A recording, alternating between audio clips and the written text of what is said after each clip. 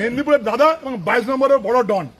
মেদিনীপুর সাংগঠনিক জেলার তৃণমূল কংগ্রেস সভাপতি তথা মেদিনীপুর বিধানসভার প্রাক্তন বিধায়ক সুজয় হাজরাকে রবিবার মেদিনীপুর কোর্টে তোলার সময় চোর চোর স্লোগান দেয় বিজেপির কর্মী সমর্থকেরা। শনিবার শালবনী থানার পুলিশ গ্রেপ্তার করে সুজয় হাজরাকে। সুজয়ের বিরুদ্ধে জমি কেলেঙ্কারির অভিযোগ রয়েছে। সুজয় 2021 সালের পর থেকে মেদিনীপুর সাংগঠনিক জেলা তৃণমূলের সভাপতি দায়িত্ব পালন করে আসছেন। 2026 সালের বিধানসভা নির্বাচনে মেদিনীপুর বিধানসভা কেন্দ্রের প্রার্থী ছিলেন তিনি। বিজেপির শঙ্কর গুছাইতের কাছে প্রায় 38,000 ভোটে পরাজিত হন। রবিবার মেদিনীপুর আদালতে তোলা হয় সুজয় হাজরাকে।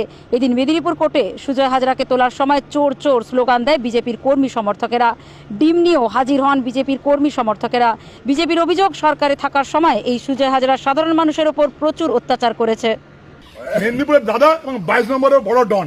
কাউকে কোনো কথা বলতে দিত না, সবাইকে দেখতেন, দরজার সামনে দাঁড়িয়ে থাকতো। উনি রাজার মতন যখন মন যায় বেড়াবে, গরিব মানুষের অভাব অভিযোগ নিয়ে গেলে উনার মন গেলে শুনবেন, নালে উনি এবং উনার স্ত্রী দূর দূর করে খেতে দিত।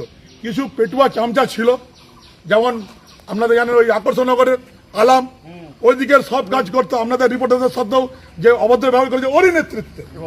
ও এমন করেছিল যে মুসলিম ভোট পাওয়ার জন্য উনি আজকে যে মেদিনীপুরে আগুন ভাঙার দিন সাম্প্রদায়িক দাঙ্গা লেগেছিল উনার উস্কানিতে মেদিনীপুরের সাম্প্রদায়িক দাঙ্গা লেগেছিল।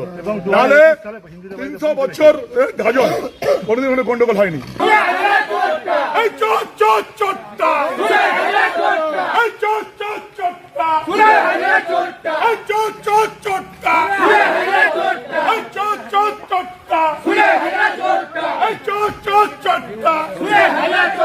গরিবের টাকা মেরে জেল খাচ্ছে কে? গরিবের ত্রিপল চুরি করে জেল খাচ্ছে কে?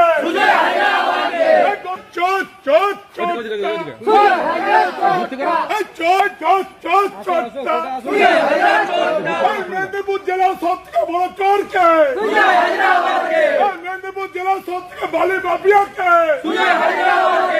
মেদিনীপুর জেলার সব থেকে বালি মাফিয়া কে?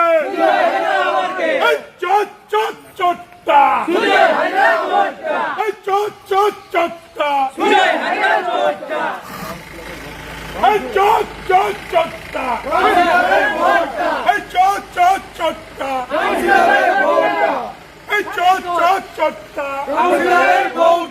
গরিবের ত্রিপল চুরি করে জেল যাচ্ছে কে?